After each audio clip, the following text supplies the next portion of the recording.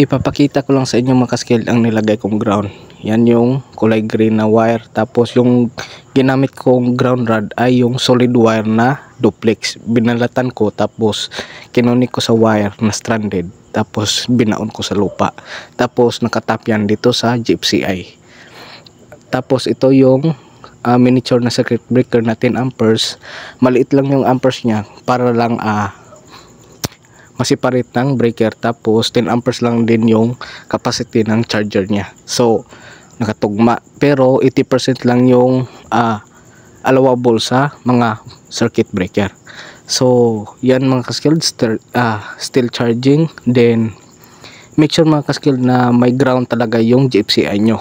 Ika nga yung pangalan niya is ground fault circuit interrupter. Sa una pangalan pa lang may ground na. So make sure na naka-ground yung GFCI outlet nyo.